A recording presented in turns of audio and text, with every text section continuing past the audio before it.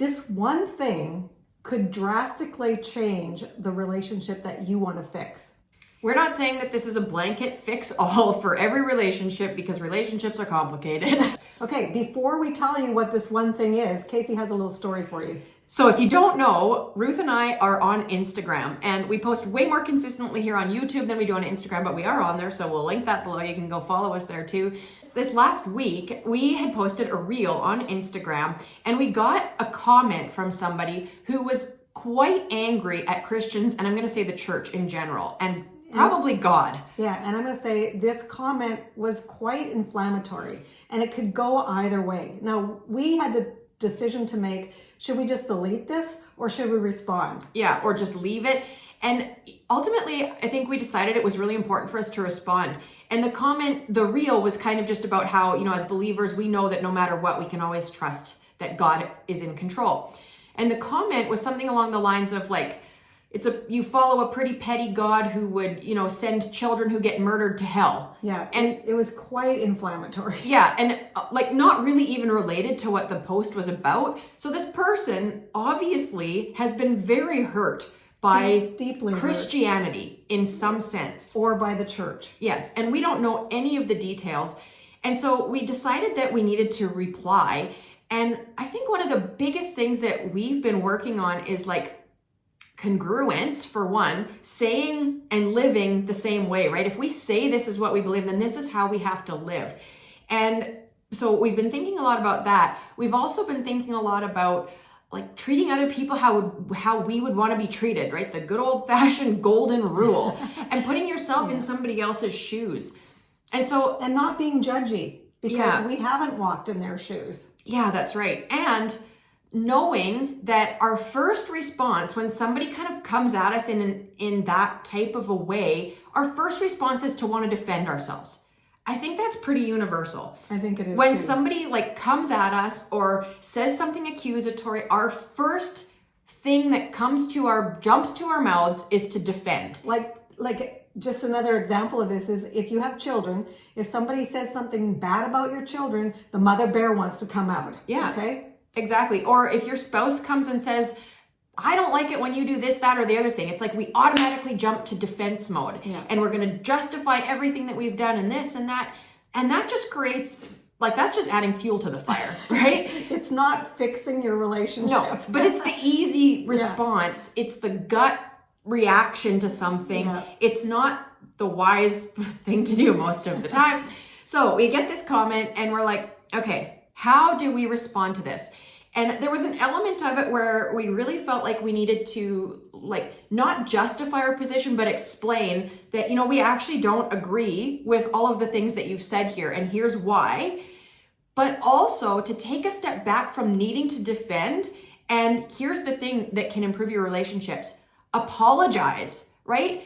It's okay to say that you're sorry. It's okay to say you've screwed up. And this can go in any relationship. It can go with your spouse. It can go with your children. It can go with your coworkers. It can go with an angry comment on Instagram. That's right. Yeah, because it's okay to acknowledge that us as Christian people, that us as the church, we have done a lot of things incredibly poorly. That's right. We don't have to defend our poor actions. It's okay to just say that was terrible and I'm sorry. In fact, that's what we should do, is say I'm sorry, because the church hasn't done that very well. And again, the church, we are the church. Yeah. Okay? Christians are the church. Yeah. And so I think really what this whole little story outlined for us is it's okay for us to say I'm sorry. It's okay to admit that we are human and we have screwed it all up. We have messed it all up. And that's why we need the grace of Jesus in our lives, right? But so often we don't do that. That's right. So often we have our pride come up and it's like, no, I'm not going to say I'm sorry because I'm not sorry for that. It's okay to apologize. In fact, you are going to build yourself a lot of integrity if you do apologize. People are going to step back and go, oh, well, I can't really be angry if they're apologizing. Mm-hmm. They can, but yeah, but it's a different kind of response. Yes, totally. It's not going to be that inflammatory. I'm going to get you, and then you're going to get me, and it's just retaliation. Yeah, yeah. They're going to stop and go, oh, and then think about what they're going to do next. Yeah. And so I think our Instagram conversation really, I mean, it ended as well as I think a conversation like that could ever have ended. And our goal, I think, is like, I want this person to walk away having had a positive conversation with a Christian person who they disagree with, but knowing that, like, I'm not just going to, or we're not just going to, like, defend our position to the point of agree. Yeah, like that just, they're not there to get convinced to believe what I believe. That's not, they wrote that comment because they were angry, not because they want me to convince them to come follow Jesus, right? Ultimately, that's what I would love for that to happen in that situation. But pushing my defenses into that situation was not going to create that. And I'm going to say pushing is not going to bring them to Jesus. Yeah. Sometimes we just have to step back and pray and allow the Holy Spirit to work, because that's the ultimate goal, is that they come to know Jesus. Yeah. And so in relationships, when we are struggling in relationships, maybe we're having a conflict or a disagreement, or, we're never going to agree. It's okay to disagree, or it's okay to agree to disagree. Yeah. Because we can't agree on all points. And I'm going to say all of us don't always agree. But the best thing we can do, if we know someone is hurting, is to apologize or to say you're sorry that they're hurting. If you think about putting yourself into that situation, if you feel like something has happened to you that's been like a huge injustice, you want to be heard, right? You want somebody to validate that what happened to you was not right. And so I think if we put ourselves into somebody else's shoes, we have to learn how to, like, take a step back from our defense system going up to hear people, right? Their perspective, it might be different than yours, but there's a reason that they are thinking what they're thinking, right? Something has happened to put on that set of lenses that they're seeing life through. That's right. And that reminds me of the acronym HUA, heard, understood, and acknowledged. That's a military saying, HUA. We all want to be heard, we all want to be understood, and we all want to be acknowledged. And I think in the Instagram post, that's exactly what this person was seeking. Like, the whole point of this video is that if you have relationships that are in a difficult position, on the rocks. Yeah, exactly. Or just even have some tension. Like, conflict. Yeah, hear the person, hear their position, try and understand their position, acknowledge their position, and it's okay to apologize. That's Even right. if you don't think you've done anything wrong, it's okay to still say, you know what, I'm sorry that our relationship is feeling tense right now. How can we work together to make it better? Yeah, it's okay to apologize and say, I'm sorry that I hurt you. Yeah. Because that wasn't my intention. Exactly. Because your intention really has nothing to do with sometimes how things are received, unfortunately, right? Things are taken out of context. Yeah. And so it's okay to apologize. Yeah. And like, we want to say, be congruent, like follow through with the way that we're supposed to live as Christians. We're supposed to walk our talk. So if that means apologizing, then do it. Yeah. And like you said earlier, put your pride aside. That's hard to do, but like, again, let's be congruent. If we talk about, living out the fruits of the Spirit, and if we talk about having the Holy Spirit working inside of us, well, then let's do the hard work to put our pride aside and be the bigger people and say, I'm sorry. That's right. So do you have a relationship that is a little bit iffy or on the rocks, or are you in a conflict right now? Do you need to apologize?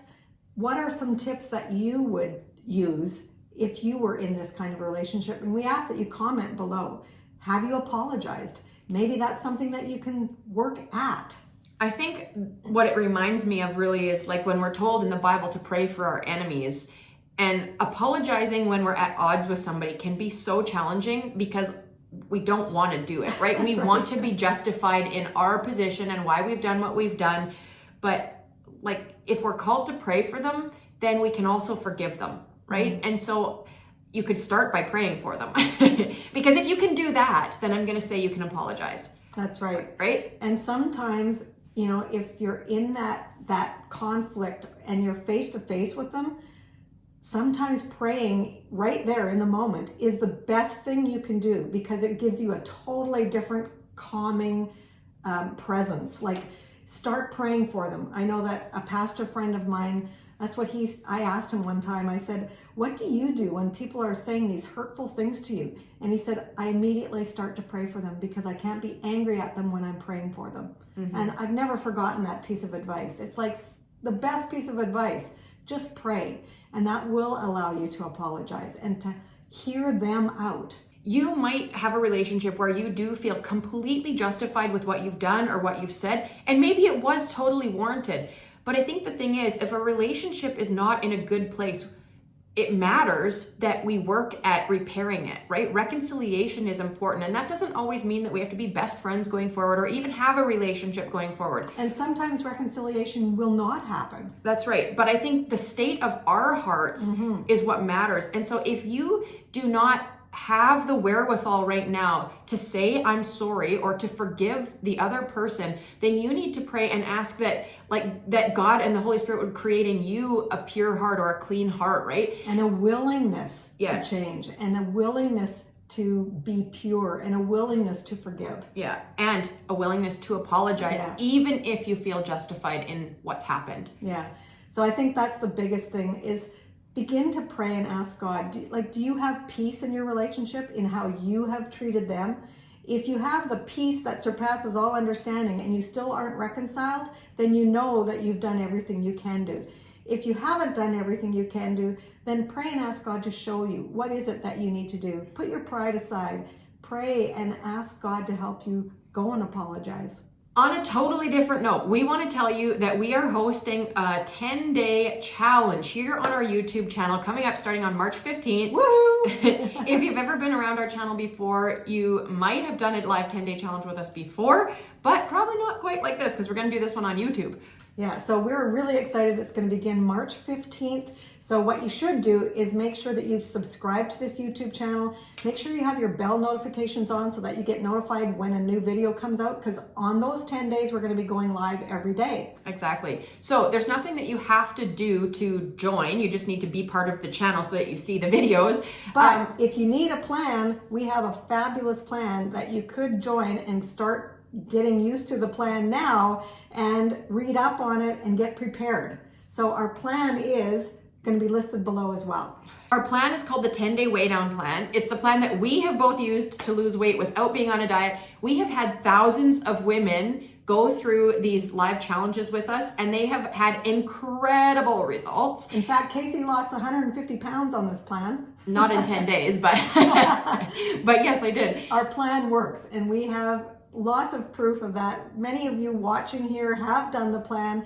So if you're interested, go and look at it. Go purchase it, because it's going to work for you too. Exactly. You can do our 10-day challenge without this plan, but this plan is what's going to mega 10x your results. Okay. We know that because we've done it many times. That's right. So make sure that you are subscribed to the channel, because we want you to take part in our 10-day challenge coming up. We look forward to having you there. As always, we want to remind you that the whole point of this video was about congruence in a relationship and going and putting our pride aside. If we need to apologize, let's do that, because as Christians, we need to walk the talk. We need people to know that, we're human, we make mistakes, but we want to bring them into the kingdom. That's the whole goal of relationships. Exactly. So we want to thank you for being here watching, and we always like to end our videos by saying this. Remember that you are a beautiful woman chosen for greatness, and we believe in you.